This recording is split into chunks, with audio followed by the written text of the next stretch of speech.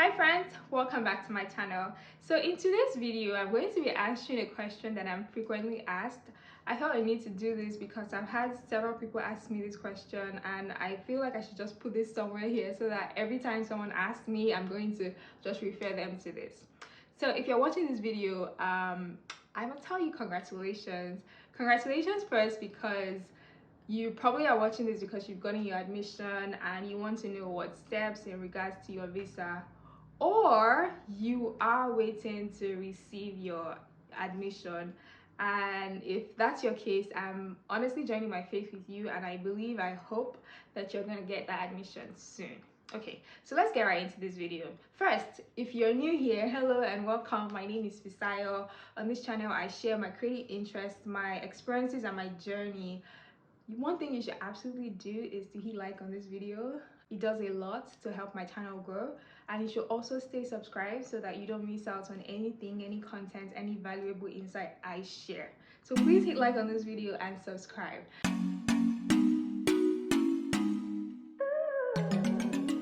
Qualify and to be granted an F1 visa, there are some specific conditions you need to meet, and three of the most prominent ones are: first, you need to have been accepted into a SEVIP program. So SEVIP is Student Exchange Visitors Program. Typically that's not an issue because many schools who grant you admission in the United States are already on the program, but I'm going to drop a link in the description box just so that you can get access to the SEVIP portal and you can check for yourself, but that's not a big issue. Now the second thing is that you should be able to prove sufficient ties to your home country, and the reason why the visa officer wants to know this is just because they want to be sure that you're going to return after your program. And I have done 2 videos about this in the past. Please do well to check my other videos if this is your first time here and you haven't seen any content that I shared before. I have done some videos on how to answer questions that you are asked during the interview, so please check that out. Now the third thing is that you have to be able to prove sufficient financial backing, and that's the main essence why I'm creating this video. So what is proof of funds? Simply put, it's evidence to show that you have enough money to cover for your tuition and living expenses while you're studying in the United States. It is whatever form of documentation that you can provide to show that you have adequate financial resources to see you through your course of study. Now the next question, how much money do you need? So the amount of money that you need as a student, it varies from person to person depending on the school you get admitted into, depending on the location, depending on the type of funding that you get, that scholarship, and also the exchange rate in your country, right? If you're Nigerian or Ghanaian or from Uganda or Chinese, what the dollar is against your currency, it also, affects how much you have to prove and to show. But generally, this figures on your I-20. I'm going to be inserting a sample I-20 that I just copied on the internet on the screen just so you can see and we can run through it. So if you haven't received your I-20 yet, your I-20 is a document that your school would send to you typically after you get your admission, just so that you can begin to know details about your school and you can begin to process your F1 visa. So now let's take a look at this I-20 that I pulled off the internet. So this is for a student, a doctorate student. Their major is in economics and it's a 72-month program. Now their start date is 2015, end date 2021. Okay, so now the important part is the financials. So if you look at this, I-20 typically shows your cost for 9 months, which is like your first semester of the program. Now on the left hand side, you can see tuition and fees. You can see living expenses of dependents. So the assumption in this case is that this person is bringing probably like a spouse or a child. That's why they have expense of dependents in brackets.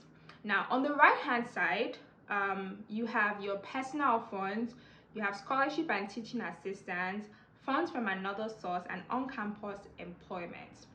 So on the left hand side, it shows you how much the school thinks that the student will spend, and then on the right hand side it shows how much the student has. So The tuition and fees is 23,000. The school has estimated that the student will need 6,000 as living expenses for 9 months while they're in school. And then another expense for the dependents, they brought that at 3,000. Now, so on the right hand side, you can see that they have personal funds of 3,000, and they got scholarship from the school for 29,000. So if this student is going in for an F1 visa interview, they need to be able to show that they have at least $3,000 or the equivalent of $3,000 in their account. Does it make sense? So because they have funding from the school, the deficit between the funding and the actual total expense that the school expects them to spend during the period of their stay is what they need to prove that they have. But please don't forget that this is just for 9 months. And the program, depending on the program you get into, it might be like a 1-year program or a 2-year program or a 3-year program. So it's typically advised that you not only just have this 3,000. So if this was your case, right, if this was your I-20, it's typically advised that you not only have just this 3,000, but you have at least ×2 or ×3 of that amount in your account. Okay, so in summary, the general rule of thumb is that you have enough money to cover for your tuition, your fees, and your living expenses. That's if you have no scholarship at all. But if you have scholarship, you should be able to show that you can pay for the deficit.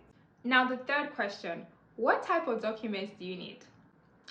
Before we get into this question, I think it's paramount that you know that the source of fund you provide is also as important as the actual money that you are able to show.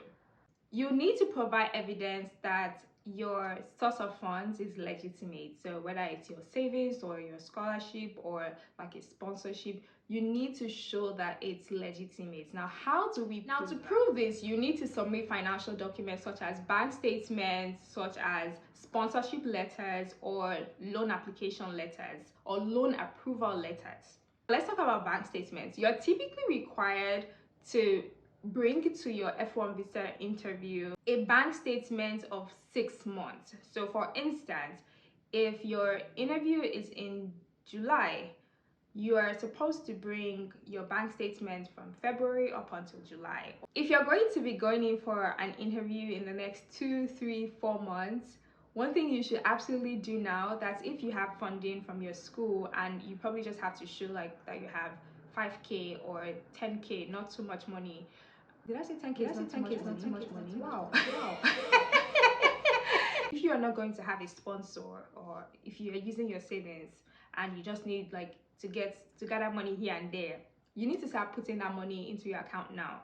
You don't want to be going for an interview on July 30th and on July 25th you receive 5 million into your account.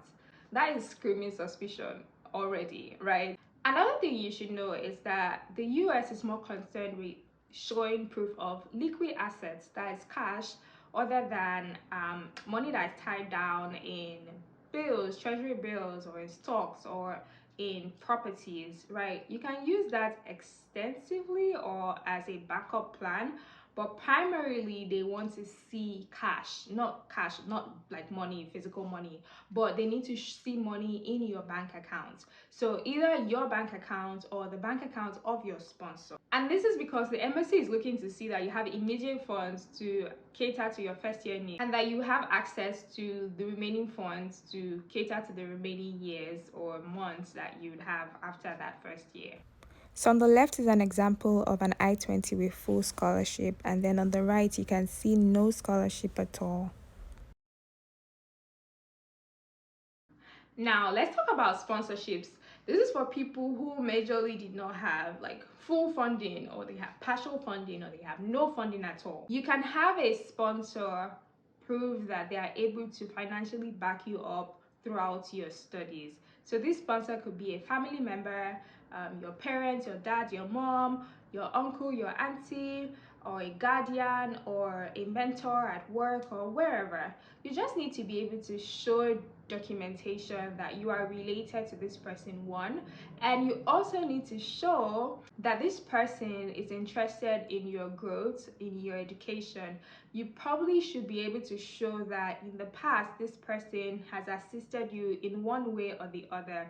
Because imagine if like my loan, or imagine if my deficit is about $40,000 and I come and bring somebody who is not related to me in any way, and I just say, oh, this man, this is his bank statement, he's going to sponsor my education. What am I going to tell the visa officer to show that like this is true? Like, why would somebody randomly just help me with $40,000 to see me through school? What am I saying is the reason why this person is doing this for me? What connections can I prove or can I show that is the reason why this person is assisting me? So you need to do that internal search. You need to be able to bring out those kind of documentation just to prove that the person that is sponsoring you is legit, the person is actually interested in your growth, in your progress, in your education, and maybe there's something that you have to give back to this person. It doesn't have to be a long story, honestly. Just find something that is short, is crisp, and is convincing. There's also something called an affidavit of support form. Now, this is when your sponsor is resident in the United States. And with this, I understand that you don't even necessarily have to show the bank statements of this sponsor. They just have to complete the form I-134 and put in their details, along with a letter showing why they're sponsoring you. Now, next questions. What tips do I have to make this process easier? First, I want to say that it's important for you to start early.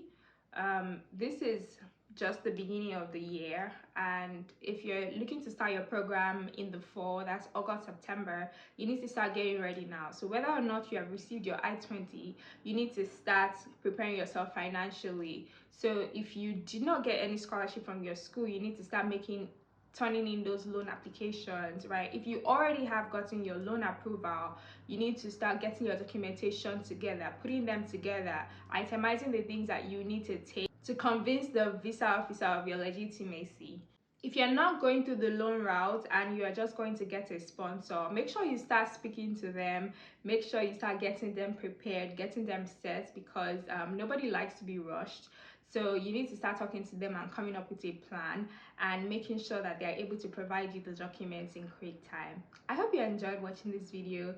Please let me know what questions you have in the comment section. Don't forget to hit like on this video and to subscribe to my channel if you have not. Thank you, and see you in my next video. Bye.